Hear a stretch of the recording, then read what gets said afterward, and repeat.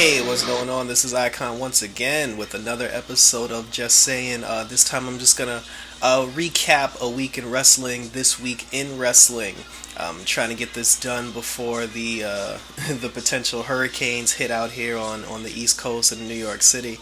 It should be a decent Labor Day weekend, but before we get the weekend started, let's get this week in wrestling started. Tonight's the night where they crown the new Universal Champion, which was weird because the entire night Stephanie kept referring to it as the first Universal Champion, which is Finn Balor, but we'll ignore that for now. So we have the four participants. They're going to be in the main event, Fatal 4-Way to crown the new champion. We have Seth Rollins, no surprise. Roman Reigns, no shocker. Kevin Owens, very interesting, and Big Cass, why? It pretty much starts off with with Corey Graves in the ring, the four of them cutting a promo on each other, talking about the match tonight. Seth Rollins did his usual quirkiness. Kevin Owens, he was being pretty funny. Kaz actually surprisingly kept it very cool. He did throw a couple of insults towards Seth Rollins, but but you already know from the beginning, Kaz isn't really the focus of this entire situation. He was just thrown in. He's a big guy. I guess Vince really likes him, as a solo competitor. They just want to see what the big guy can do. So, you throw him in there, might be interesting. Either he comes out of it looking good, and then maybe they know in the future they have something for him. Roman Reigns actually did not say anything, which I like, because the crowd once again unnecessarily booing him, just for being who he is. And he just stepped right up and punched Kevin Owens right in the face, and that started the brawl, which got the night started. So definitely can't complain about that. It's pretty decent. And I think going into it, all of us assumed that the outcome would either be between Roman Reigns and Seth Rollins, but it was a pretty interesting night, especially considering how the ending turned out, but we'll get to that later. The first match of the evening, for entirely no reason, Chris Jericho versus Adrian Neville. I guess this whole thing is just being designed to reintroduce Neville to the audience because he's been out for a long time with that injury. And also because they have the Cruiserweight Classic, well, not the Cruiserweight Classic, but because they have the new Cruiserweight division coming to Monday Night Raw, I guess it's a way to just to say that, hey, this guy's probably going to be a part of it, and there's a reason why people should get excited for him. So, having him go up against a guy like Chris Jericho could only make him look good. Jericho's an a-hole. People genuinely love to hate him, and it gives the crowd a reason to cheer for Neville. But good match. Neville put on a good fight, but in the end, veteran skills went over, and Chris Jericho gets that victory. Next, after that, we had some backstage action with Bayley, the newly drafted Bayley to Raw, walking around giving hugs as only Bayley can do, and then she bumps into the New Day. And I kind of like this because the dynamics of the characters, they work out very well. We even got a hey, we want some Bayley chant, which I thought Bayley was gonna then turn around and give a hey, we want some New Day, but she did the swivel, which caused Dana Brooke to come out to be like, what the heck are you idiots doing? I actually like the fact that they separated Dana Brooke from Charlotte for a little bit, because you don't want her just being in the background looking like Charlotte's pet puppy. The fact that she's actually coming out, she's talking a little trash, she's trying to make a name for herself. It's actually really good. It was a good backstage segment, and then it prompted in Dana Brooke teaming up with Gallows and Anderson to face Bayley and the New Day. So again, it was definitely a good backstage segment.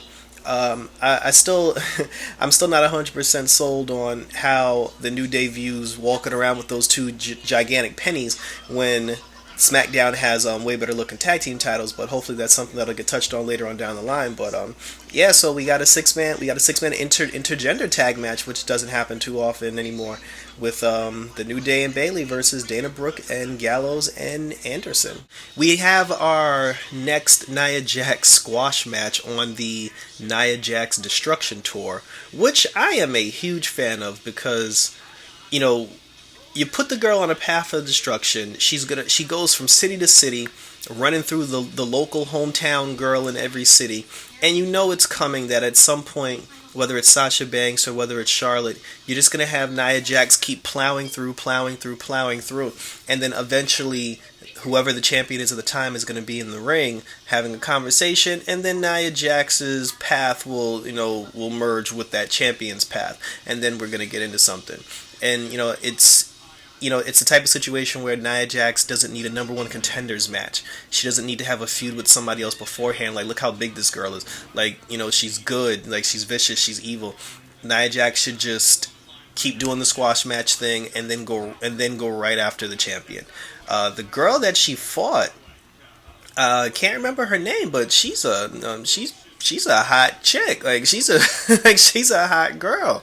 I hope. I'm not sure if she's actually in the I would assume she's in the performance center, because the people that they're bringing up to have Nia Jax squash, like, obviously they're not local, hometown people. I mean, I'm assuming this is somebody who is in their performance center. So yeah, hopefully we can see this girl in NXT pretty soon. She's got a good look, pretty face, nice body, and if we can get more of her going forward, I'll definitely be okay with that. But yeah, Nia Jax does it again. Another squash match, and it's only a matter of time before she's coming after that gold. Following that, we have a useless Sami Zayn match versus Jinder Mahal. I'm happy to see Jinder Mahal back. I actually like Jinder Mahal. I was a fan of Jinder Mahal before they released him, but I was very disappointed when he ended up on Raw, because once he ended up on Raw, I just knew they were going to use him as the Indian jobber, who's basically just there to put guys over. And Jinder Mahal, he's better than that. I don't know if he came back for the money. They promised him a decent push, but the guy's basically not going anywhere. And speaking of going nowhere, I have no idea what Sami Zayn is doing. He's pretty much been stuck in limbo ever since his feud with Kevin Owens died. And he was on the pre-show at SummerSlam. He's having a random match on Raw. He's not involved in anything significant. Maybe he should go after Rusev.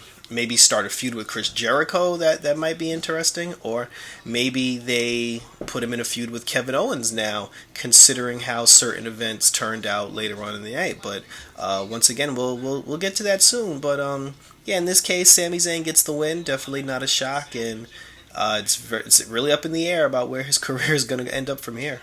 Sasha Banks had a quick interview on the Raw pre-show, just talking about the injury, and I like the fact that she's still playing it up. Like, she didn't come out, because the pre-show, it's televised on the network, so not everybody's gonna watch it, and people who have the network don't even really watch it.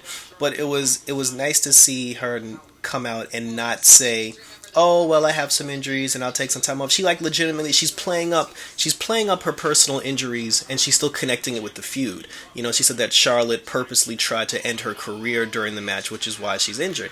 And I like that, because it keeps the feud going. It keeps people intrigued, and when when Sasha is healthy and the two of them eventually get back together, we're still invested into it, because we've heard the trash talking and we've heard the referencing to her injuries, throughout this entire journey. So definitely can't wait to see Sasha Banks returning for that feud to pick up. The New Day now comes out to have the 6-man or the 6-person intergender tag team match, and the entrance was cool. To have the New Day come out and Bayley come out. Again, like, the four of them together, it's a good dynamic. Good characters, a good dynamic, and they could run with this for a little bit. I mean, you don't want Bayley to actually be a part of the New Day, but to do something like this from time to time, just to do like little backstage segments, little like cute, funny things, like it was awesome. I mean, obviously nobody on this planet expected Dana Brooke and Gallows and Anderson to win this match, which is exactly what ended up happening. The New Day and Bayley gets the W, and the crowd is happy. So, Charlotte was on commentary to watch the match, so it looks like they are potentially teasing a little Bayley versus Charlotte. But like I've said before, you still got Alicia Fox, you still got Summer Rae, you got other girls that you can plug in before you just throw Bayley into the mix, especially if you're just trying to buy some time until Sasha Banks comes back anyway, and then you eventually throw Nia Jax in the mix. But it is what it is for the moment. Me personally, I still like the SmackDown Women's Division better. because it's a lot more interesting to me. But they do have that Raw only pay per view coming up, so Bayley does get the match. She wins by disqualification over Charlotte, and then by then Sasha Banks will probably be back. So apparently Cesaro got injured again. He fought he fought Sheamus in another one of their best of seven series, and during the match he took a back body drop on the outside, which catapulted him into one of the pillars. Now they said that he hurt his lower back. From the angle that I saw, it didn't look like he hurt his lower back. If anything, it looked like he may have hurt like his knee or like his upper thigh. But if they're trying to sell it that Cesaro's hurt, he's down in the series 0-2 because Sheamus did win this match. Maybe they're setting it up where Sheamus gets one more and then Cesaro makes a 4-0 comeback and then he ends up getting that title opportunity. I hope he's not really hurt because Cesaro's he's a good competitor. I enjoy watching him in the ring, and I'm actually looking forward to seeing the 7-game series end as quickly as possible so the two of them can get out of this limbo. But yeah, let's just hope that the Cesaro backdrop injury is a work, because I'm pretty sure that to have a guy take a back body drop into the pillar is something that was discussed beforehand, something that they obviously practiced. And again, if it is a work and Cesaro is just playing up the injury, when he does make that comeback, the fans will even appreciate it more. He'll be more involved, and he'll get a lot more recognition from the audience. But we'll see what happens from here. But good match between the two of them, and once again Sheamus gets the win, and now he's up 2-0. Yeah, I just want to quickly touch on the passing of Mr. Fuji. They did a nice montage for him on Raw, and it was real sad. You never want to hear about something like that. It's real sad. Especially like for a guy like myself, and I grew up watching a lot of like mid '80s wrestling to the early '90s. Mr. Perfect, my favorite wrestler of all time. And I watched Mr. Fuji with the Orient Express. With Demolition. I saw a lot of his in-ring work. Everybody knows him for the Yokozuna, being Yokozuna's manager, even with Jim Cornette in the mix. And, got to send out a bonsai to Mr. Fuji. I said he's one of the greats. Like, he'll be forever embedded in the minds of true wrestling fans, that grew up from the stuff from the beginning. And, just rest in peace to him, and, to his family.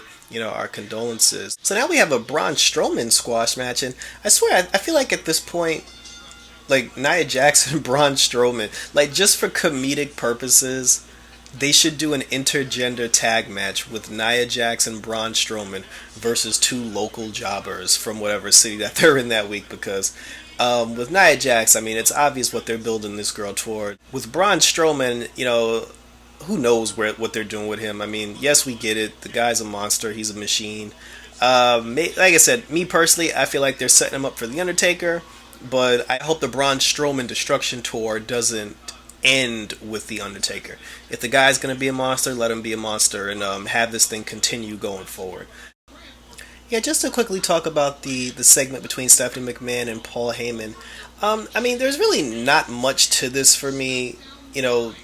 Paul Heyman, in a hilarious way, tried to pay Brock Lesnar's fine with a bunch of singles, and it was actually funny to see him throwing singles at Stephanie McMahon. But, Stephanie, basically they did her usual, like, I'm a bitch, let me curse you out type of thing. Paul Heyman dropped some knowledge on her, about the board of directors and the position of Raw, basically saying that, you can't really touch Brock Lesnar even though you might want to, and it's... something's being planted here, not sure what, but, I don't know if they're trying to make Stephanie out to, still, like, it's weird because Stephanie is, in some way, shape, or form, she's being presented as a face, but she's still acting like a heel, but it's hard to feel sympathy for her because it's Stephanie, so I really don't know what to make about this. The segment probably went on a little too long. It did have its funny moments, but, it's interesting in the sense of we'll just see where it goes, but definitely the seeds for something have been planted. Darren Young versus Titus O'Neil for the 15th time now. During the match, Titus O'Neil kept telling Darren Young, "You gonna pay me what you owe me." And if you're from the hood, you know what that means. But they never actually said what Darren Young owed him, because I'm pretty sure Titus didn't miss out on any money while the two of them were together. But I like Titus O'Neil a lot. I like Darren Young. Darren Young gets the victory over Titus O'Neil, and then Titus O'Neil comes back and beats the crap out of Darren Young for the 15th time. And this thing between the two of them honestly needs to die. One of, leave Darren Young right where he is, send Titus O'Neil to SmackDown, and let's start something else. These are two talented guys, like, for the love of Christ, give them something else to do, because I'm kind of over this at this point. So on to the main event now to crown the new Universal Champion. During the match, Big Cass, first one eliminated, not a surprise, nobody cared, we all saw that one coming. Good job for the big guy, but stick to the tag team stuff. During the match, it came down to the obvious final three of Kevin Owens, Seth Rollins, Roman Reigns, and then Triple H comes out. He hasn't been seen on Raw television since I guess the Raw before WrestleMania, because after he lost at WrestleMania, he never came back. Everybody thought he was coming down there to assist Seth Rollins because Seth Rollins is their guy. Triple H gives the pedigree to Roman Reigns out on the floor. Roman Reigns gets eliminated by Seth Rollins. And then when it comes down to Kevin Owens and Seth Rollins, Triple H turns on Seth Rollins and pedigrees him, giving Kevin Owens the victory. And during the entire process, Kevin Owens has had this shocked look on his face like, am I the guy? Are you picking me? Does this mean you like me? And Kevin Owens gets the victory and the crowd exploded. I said on my last recap that if they wanted to do something different, to give the belt to Kevin Owens, and kudos to them, they did something different. Nobody saw that coming. Everybody thought it was going to be between Seth Rollins and Roman Reigns. Kevin Owens gets the victory. Triple H snatches the title from Mick Foley. And it's weird that during the entire process of this unfolding, Stephanie or Mick Foley didn't step in and do or say anything about it. I'm pretty sure Stephanie chose not to say anything because she just assumed Triple H would help Seth Rollins. But Mick Foley's not the type of guy to let things like this slide. So the fact that Mick Foley didn't get in Triple H's face or try to prevent it or do something is extremely weird.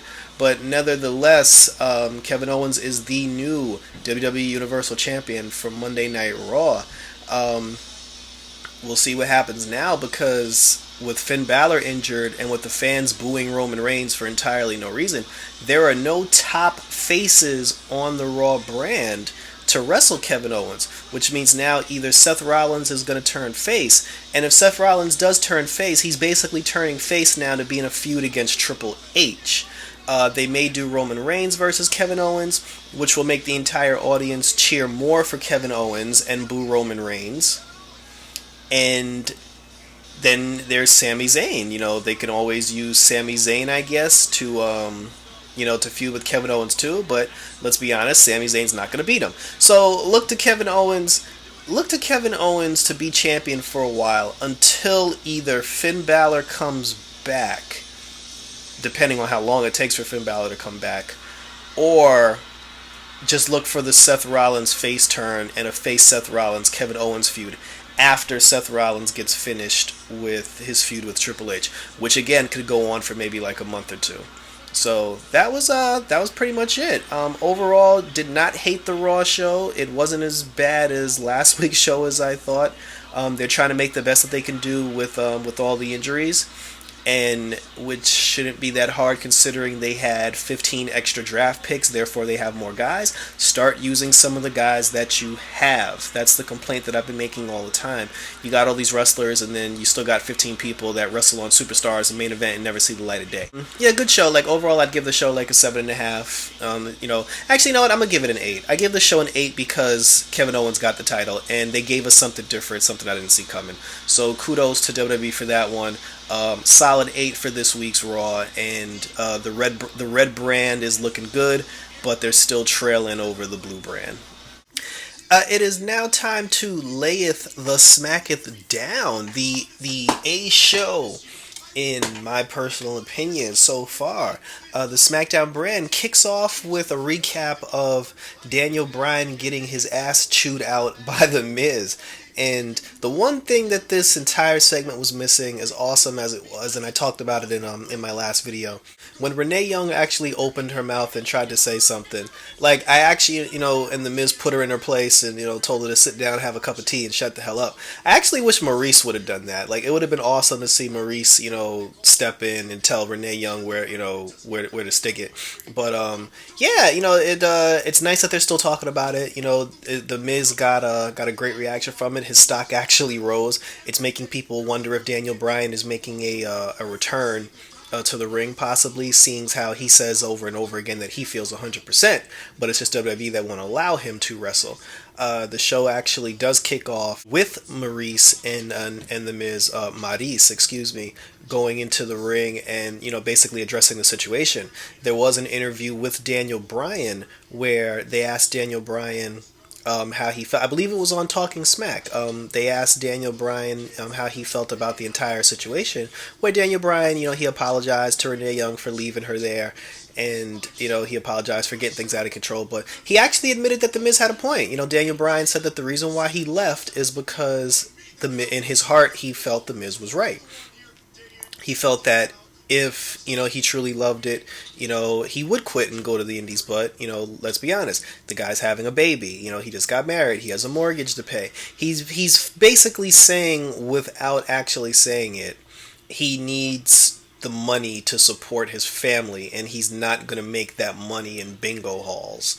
So he took the job as the general manager to put food on the table, and you can't fault him for that, because Brie ain't working, and Brie's doing reality shows, and she quit WWE. So like I said, I can't really fault Daniel Bryan for that, but at least he acknowledged it. He didn't try to be a dick about it. He was like, yeah, the Miz has a point, but I got to put food on the table, so I got to do what I got to do. Shane O'Mac told Daniel Bryan to chill out going forward, that he can't get in the face of talent, which Daniel Bryan rebutted by saying he finds it ironic that Shane would tell him not to get up in talent's face when he's the one that has beef with Brock Lesnar, which I hope, again, doesn't lead to a Shane versus Brock Lesnar fight, because I don't want to see Shane McMahon get killed. I mean, the guy's faced The Undertaker, he's faced Kurt Angle, he's faced, some of the best talents, but Shane McMahon always takes it the extra step, he always takes it the extra mile, and, it would be cool. I mean, it would be cool to see Shane O'Mac do what he does, but like I said, I actually don't want to see Shane McMahon die. And the show opens with Maurice and The Miz in the ring, with The Miz basically continuing his rant from last week, asking for respect from the fans, talking about how he does all the work, all the media, all the backstage stuff behind the scenes that we don't get to see, and how much he loves the business and everything, and he didn't appreciate not having the backing or the respect of his general manager or his commissioner, which brings out Dolph Ziggler. Dolph Ziggler comes out, and then he basically tells the Miz straight up to his face in front of his wife, if you want to prove to the people that you're not a coward, if you want to prove that you ain't a bitch, if you want to prove that you got what it takes, he's like, let's go right now. Let's, since me and you can't get along, let's get it on. And obviously the Miz, continuing into the coward persona, he does not go after Dolph Ziggler, and instead he leaves the ring. He gets a little tough, after, like, sometimes, and, he puffs his chest up, but takes off his jacket and everything, but he doesn't fight him.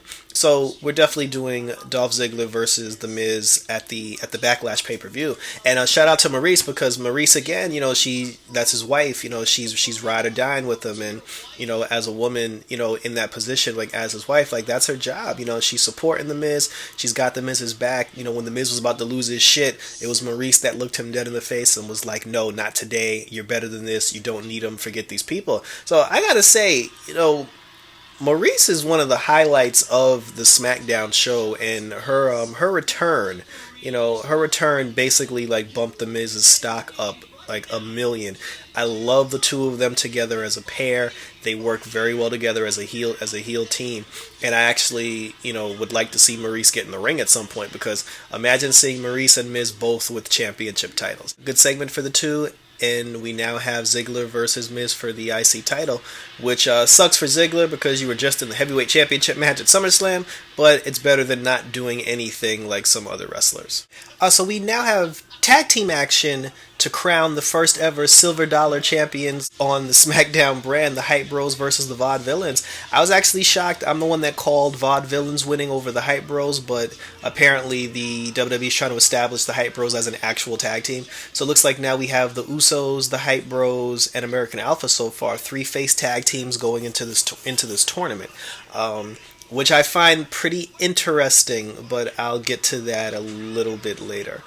AJ Styles in the back, telling everybody, reminding everybody that he is the face who runs the place. And while he was walking through the hall, he bumped into Apollo Crews and was like, "Hey, some random black dude. I have no idea who you are." And the two of them get into it, and it's actually the size difference between the two of them was actually pretty shocking. They're both about the same height.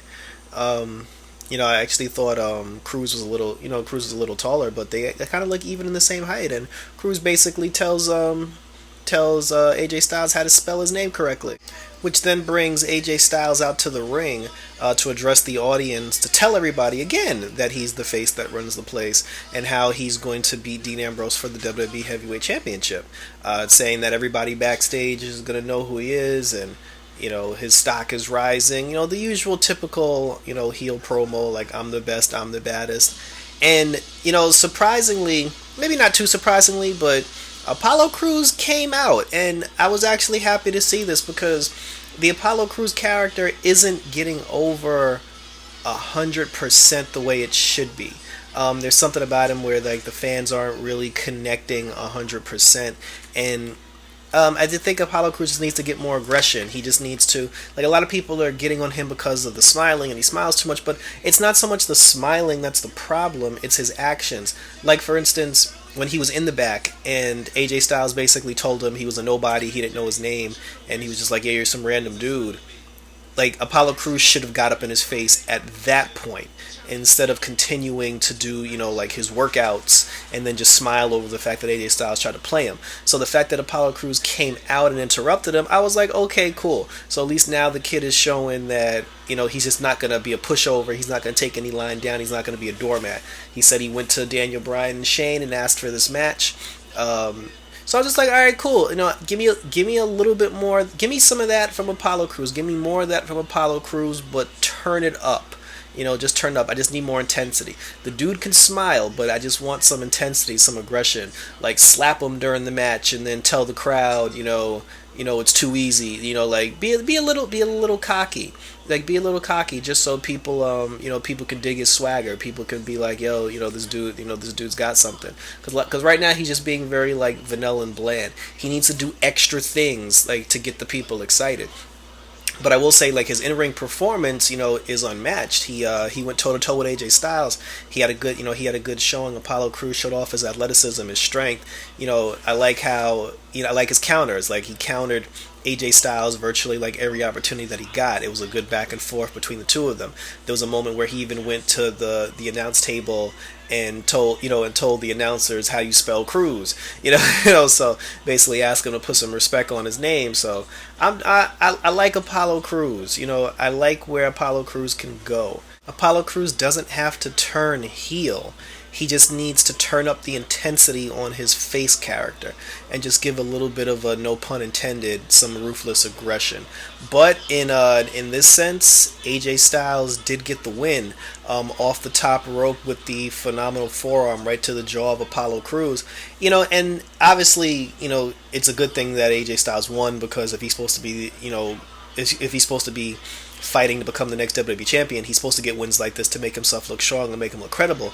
But I still like the fact that Apollo Crews lost, because it allows the crowd to feel sympathetic towards him, because he put up a damn good fight in the ring. The crowd was actually very impressed by the performance he was putting on in the ring. Like, he can win over the audience by his performance in the ring, but once he's not in the ring, the intensity outside the ring just needs to be turned up a notch. And, him taking a loss to AJ Styles will give him some sympathy, and it'll make the fans want to see him, come back stronger the next time. So, good match between the two. Apollo Crews shines again. AJ Styles still shines, shows why he's the face that currently runs the place on SmackDown. Though you can't truly say that till you got the gold, but maybe that'll happen at Backlash. So we have women's action now, the SmackDown Women's Division, my favorite women's division in all of pro wrestling at the moment, which has Natalya and Alexa Bliss teaming up against um, Becky Lynch and Naomi. So Nikki Bella got her ass beat again. During the match, Nikki Bella was doing commentary, and while she was doing commentary, she once again got attacked by Carmella. And I have to say, I still love this. I love the fact that it's not over, and Carmella is coming for that ass. Like, you figured by now Nikki would watch her back, or have some backup or some assistance, but nope. During the match, Alexa Bliss did get the pin on Becky Lynch. Naomi toned down her outfit just a little. It's not a full bodysuit anymore. The stomach has been cut off and her arms are out, which I think is really good. Yeah, so Alexa Bliss gets the pin. Natalya and Alexa Bliss get the victory. Nikki got beat once again by Carmella in the back, and I like the Carmella Nikki Bella feud, and I'm still looking forward to seeing the results of this SmackDown Women's Six-Pack Challenge that's coming up at Backlash. So just quick, just to talk about a couple of things that did not matter in my opinion.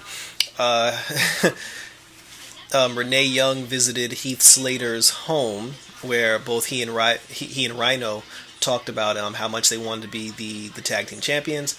Which, like I said before, they may actually put those two all the way to the finals just to tease it, and we'll see what happens.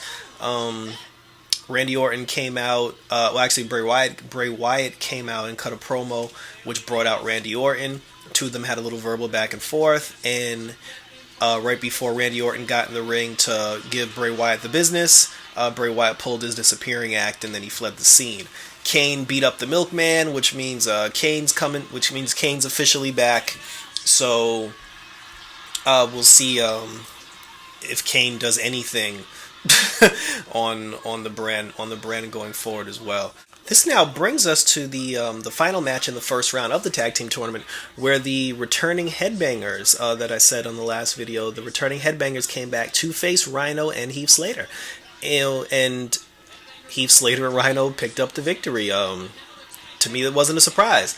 I knew that the two of them were going to win because, again, the fans are behind Heath Slater. I like the fact that Heath Slater is getting it done on SmackDown, and again, they're going to literally push this all the way to the end. It'll probably be Heath Slater and Rhino versus the Usos, and because I don't think they're going to give American Alphas the belts right out the gate, it'll probably be them versus the Usos. And then Heath Slater and Rhino are most likely going to win. Heath Slater's going to get his contract. Him and Rhino are going to be a tag team for a while, and then they'll eventually split up.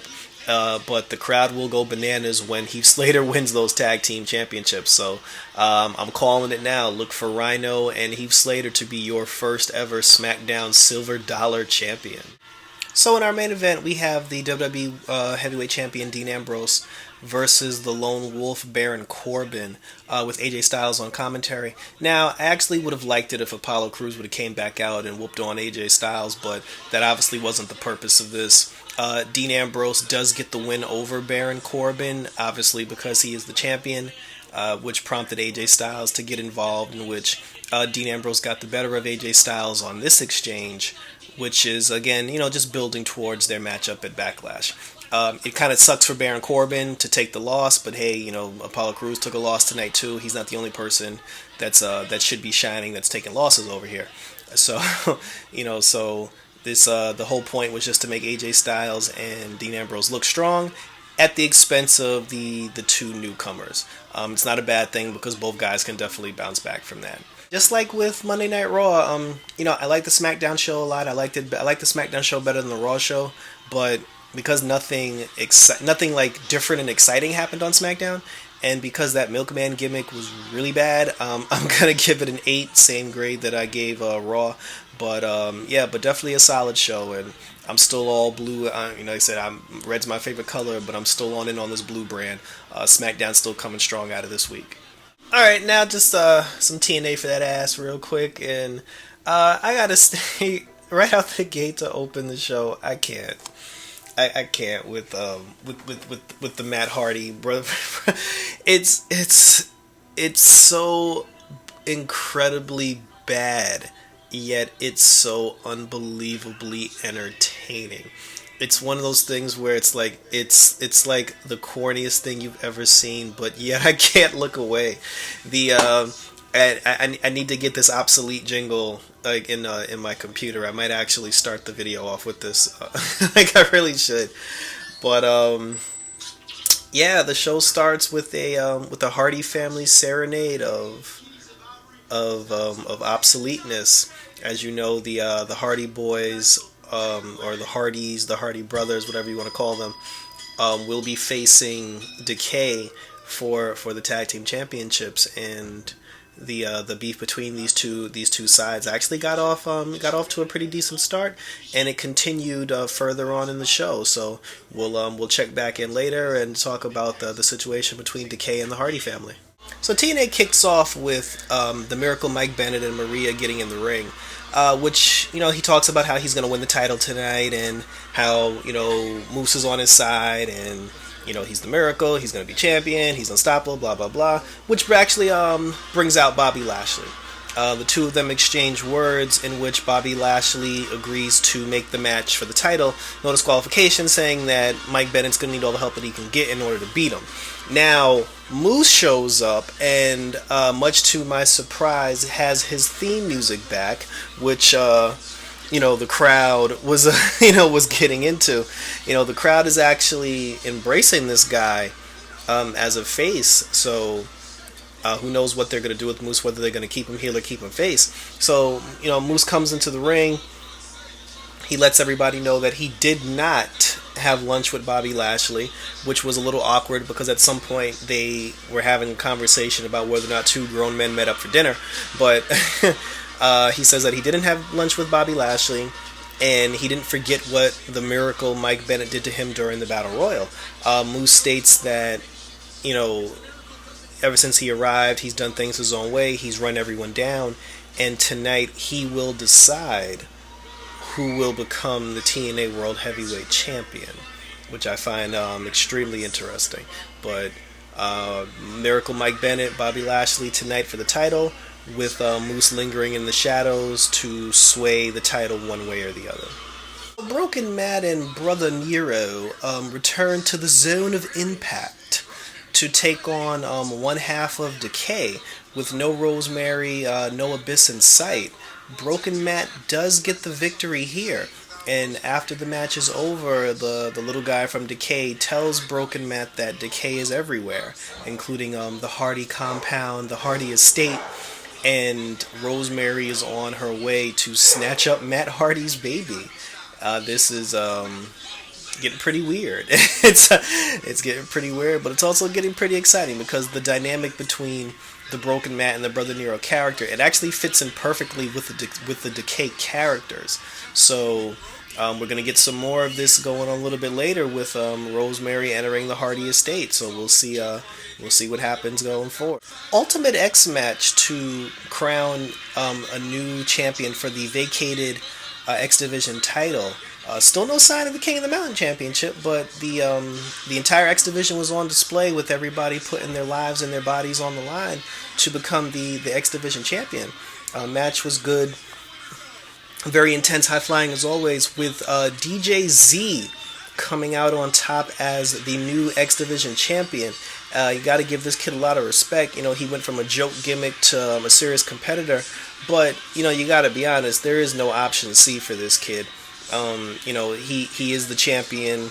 He'll have some great X Division matches, but when Destination X does roll around and he has to make that choice, he should choose to keep the title and not bother to face the champion, especially if Bobby Lashley's still the champion, because you don't want to see DJZ give up the X Division title only to get killed later. Backstage, we have a promo by EC3 Ethan Carter III talking about the events that happened between him and Drew Galloway, which causes him to be interrupted by Eli Drake. Eli Drake comes in, talks his trash, and looks like we have EC3 versus Eli Drake. I don't remember if this match took place before. It may be a first, but like I said, I like Eli Drake. I'm actually a fan of Eli Drake's work. I do like EC3, so actually excited to see this match. No surprise there. Eli Drake put up One hell of a match. The dude always puts on a good performance, but in the end, EC3 is the one going to Bound for Glory to challenge for the TNA World Heavyweight Championship. So the winner of this match is not Eli Drake, it's EC3.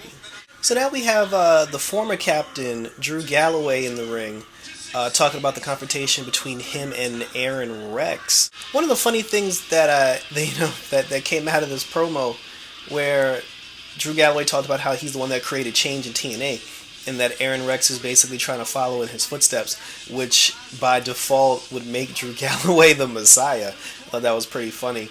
And he basically told them that the next time I see you, it's going to be a misunderstanding, which brings the president of TNA operations to come out, saying that he was going to suspend Drew Galloway for his actions last week, but he was talked out of it, and the man who talked him out of it was Aaron Rex. Aaron Rex basically came out and said, if I allow them to suspend you, I'm not going to have an opportunity to whoop that ass. So, Aaron Rex comes down, starts beating the living out of Drew Galloway. Fight comes out, almost hit him with a chair too. So it looks like we're getting Drew Galloway versus Aaron Rex, and I have to say I'm looking forward to this match, because in WWE, a Drew McIntyre Damian Sandow match was never a consideration, was never in the woodwork. So you never know what kind of match these two guys can put on. I'm definitely a fan of both. So I want to see the outcome. Like I would actually pay to see this match at Bound for Glory. So Aaron Rex, Drew Galloway, let's get it on. Now on to knockouts action, or lack thereof. And I gotta say right out the gate, I don't necessarily have a problem with what they did, but I'm not so sure I'm a fan of it either. Maria gave all the knockouts the night off, and it was just her and Allie in the ring, and I knew something was up, because the moment Maria got in the ring, and the first thing that popped in my mind was like, hey, she looks like she's actually dressed to compete. Maria doing the smart thing in the true heel fashion, she makes Allie lie down so she can cover her and win the Knockouts Championship. Now, here's where I have the problem. Maria's hand is still broken. Maria was supposed to face Gail Kim, and she was unable to compete because her hand is broken. So, if she's not allowed to wrestle Gail Kim, because her hand is broken, why is she even being allowed to cover Allie and become the Knockouts Women's Champion? She now has the Knockouts Women's title, and she's not going to defend it because her hand is broken. President Billy Corgan, he should come out and strip Maria of the title, because she's currently on the inactive injured list. And if she's not injured anymore, and if she tries to make a case saying, oh, my hand is fine, my hand isn't broken, I can compete, then have her wrestle Gail Kim at Bound for Glory, which is probably what they're gonna do. But Maria never should have been allowed to win the championship anyway. And then she's the leader of the Knockout, so it's a conflict of interest. You don't want the leader, she should either have her Knockouts leadership role taken away if she's gonna be the champion, or she needs to be stripped of the title if she wants to hold on to her power as Knockouts leader, because she shouldn't have wrestled anyway with the broken hand, and it's a conflict of interest. Or, now that she's perfectly cleared to wrestle, give her an opponent, let her wrestle Gail Kim. But somebody needs to address that, because the way the whole thing went down, with her just being allowed to pin her and just win the belt, there's so many questions that come out of that based on things that have happened in the past. And, no Jade tonight, no Gail Kim tonight, like everybody else was pretty much gone. But next week, hopefully on Impact, the president does come out and address this and put the situation straight, because I'm actually not a fan with really what happened here. Back at the Hardy compound, Rosemary enters the house, which forces Mrs. Hardy to bust out the Kill Bill sword to basically defend her home and protect her son. I thought that was kind of cool. The two of them never actually mixed it up. King Maxwell ended up being safe thanks to Senor Benjamin, but I like the little tease beef between Rosemary and Rebby, that's her name. I like that. I would actually like to see the two of them have a match, prior to the tag team championship title match, or at least it looks like next week they're gonna do another one of those destination of destruction matches where everybody's outside beating the living crap out of each other. So it would actually be pretty cool to see Decay, the Hardys, have Rebby, and and have Rosemary, have all six of them outside of the Hardy compound, have them outside at the Hardy compound mixing it up. I'd actually like to see that. That'd be like I said, this whole thing, it's weird, it's a little quirky, it's a little crazy, but I'm entertained, and that's all you want at the end of the day. The main event, heavyweight championship, Bobby Lashley versus the Miracle, Mike Bennett, with the new knockout women's champion Maria Kanellis at ringside. Good matchup between the two of them. Moose ended up coming out. At one point, he threw Bobby Lashley back in the ring. He teased both sides of the coin, but towards the end, when Mike Bennett asked Moose to hand him what was a metal object, a lead pipe, he ended up not giving the lead pipe to the Miracle Mike Bennett, basically telling him, "Hey, buddy, you want the gold, you got to win it yourself." So, from the looks of it, Moose isn't on anybody's side. Spear by Bobby Lashley. He gets the 1-2-3, and Bobby Lashley is still your TNA World Heavyweight Champion. The situation between Mike Bennett and Moose apparently seems to be over. Moose is his own man now. He's got his theme back now. He's got his theme song back now. Maria's got gold. Her husband doesn't.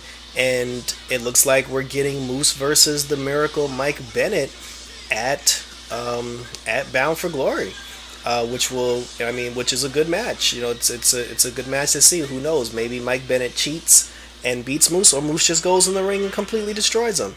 Mike Bennett goes off the air, pissed off about what happened, curses Moose out, and takes one hell of a vicious clothesline for opening his mouth. So you don't want with a dude that big, come on, man, like we all knew that was gonna happen, but yeah, Moose is back. He's broke free of the shackles. The crowd is behind him, and going forward, looks like he's a face. But going forward, we got some Moose action. So looking forward to seeing it, and eventually looking forward to that Moose versus Bobby Lashley match. So once again, the TNA show was good. The Hardy stuff added to it. They had some good matches, and I'd give the show overall a 7.5. 7.5. And finally, just want to quickly talk about some NXT this week at NXT. The show starts with Samoa Joe and William Regal, along with the physician, the trainer. I'm having a conversation. The trainer basically disclosed that Samoa Joe wasn't forthcoming with certain injuries he had prior to the matchup at TakeOver Brooklyn. But then he also said that because of the jaw injury that Joe suffered during the match, he doesn't think that it's a good idea for Joe to compete for a while. And in which Joe didn't say anything, William Regal didn't say anything, and everybody was just mad. First match of the night for NXT was the Perfect 10, Ty Dillinger versus the second half of Blake and Murphy. I believe it was Murphy this time.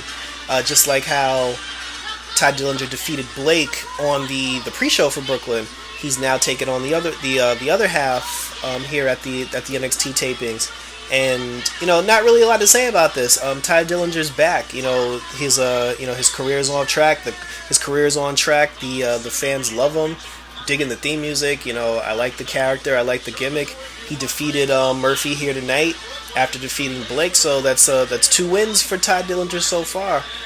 This guy either maybe not the title picture, but there needs to be a middleweight championship on NXT brand. If they do a tournament to crown like a middleweight NXT champion, this guy should definitely be the recipient of it because his star is rising and he needs to be on SmackDown like yesterday. So apparently the beef between Tommaso Ciampa and the Revival isn't over. He came out, Ciampa, Gargano. No, Ciampa. That's Ciampa. Ciampa came out to basically talk about to give an update on his tag team partner, in which the Revival came out basically talking smack. And instead of him not giving a shit of being in a 2-on-1 situation, he put hands on him. Revival put hands back, and the Revival basically kicked his ass from Elm Street all the way down to Main Street, through the arena, around the arena. And it was actually, I'm actually glad to see that, because one, the match that the four of them had at the NXT Brooklyn show was really good. Like, the match at NXT Brooklyn was really good, and people were excited by it. So why not give us this match at least one more time to see what'll happen? Having Ciampa getting beat up by the Revival, getting jumped by the Revival, while Gargano is is out due to injury, it keeps the feud fresh. So everybody's actually anticipating the return of of Gargano and Ciampa, and a Revival rematch. I mean, I know I'm looking forward to it, so it should be a good one once it finally happens. A matchup with a couple of new guys. Cutler versus Crawford.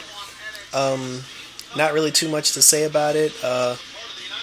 Cutler, he's a pretty big dude, very aggressive. He looks like he can be a pretty decent heel with a bad attitude. Crawford, high flyer, very energetic guy, gets the crowd behind him. Seems like he's he's relatable. He's a fan favorite already. So yeah, nothing special here. Just two new guys putting on a show. Just to introduce themselves. Steve Cutler does get the victory over Crawford, and moving on to the next match. No Way Jose has a match, and despite losing embarrassingly to Austin Aries at Brooklyn, the party's still going. No Way Jose is pretty much just a Spanish version of Adam Rose, minus the party people group or whatever. But he still came out. He fought Angelo Dawkins. I'm a guy that I actually like. I like his attitude. I like his aggressiveness. Angelo Dawkins could actually be he could actually be a player if he if he just gets a little bit, if they just allow him to be a little bit more serious in the ring. I could definitely see Angelo Dawkins, maybe give him like a female manager, and the guy could actually be something. He wrestled No Way Jose tonight. No Way Jose did get the victory over him, which leads No Way Jose to the back, where he had a backstage interview, and he was not so much interrupted, but he was basically made fun of by Bobby Roode, and No Way Jose didn't really say anything about it. Bobby Roode basically came out and Bobby Roode basically interrupted his interview and laughed at him, and then he went on about his business, which I find interesting considering that Austin Aries in the same night he interrupted Cien Almas during his interview, in which when Cien Almas wanted to challenge Austin Aries said he couldn't fight him because he couldn't hear him out of his right ear. So it seems like Austin Aries and Bobby Roode are basically going to switch opponents, whether it's next week on NXT or not. The former TNA guys are pretty much going to beat the Spanish guys like they did before. And once that happens, they need something specific for Aries and Bobby Roode to do. I know Hideo Itami is in the wins as far as Austin Aries is concerned, but you got to give Bobby Roode something to do, and maybe not just throw him in with Shinsuke Nakamura right out the gate. But they definitely got but Bobby Roode and Aries, they're too talented. They got to find something for these two guys to do. Now this match actually surprised me. Liv Morgan came out. She came out to wrestle a brand new Aaliyah. Now Aaliyah was a character. She was on the NXT Breaking Ground series, and she had like this bubbly, girly, happy, fairy character that nobody was feeling. She was corny and dry. And the last time I actually saw her in a match, she wrestled Asuka and got the shit beat out of her. But now she comes out tonight. The girl's got on tight, hot leather pants with some skin showing, and she's got the leather sports bra, talking a little shit to the audience, and I'm like, where the hell has this girl been? I like this chick. Like this this is like Aaliyah Dark. She unfortunately didn't get the win, which which I thought was kind of sad, because Liv Morgan is not that good, and that spinning kick that Liv Morgan tried to do was not enough to put anybody out.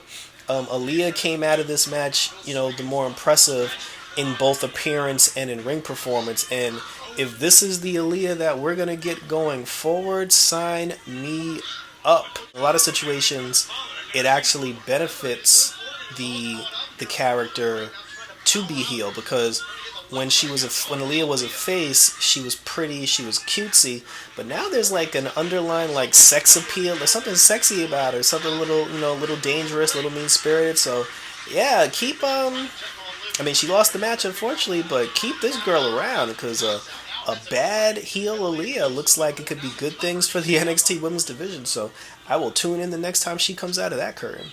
And finally, we have Shinsuke Nakamura, the new NXT Heavyweight Champion, coming out to address the audience, and nothing happened. There was no run-in.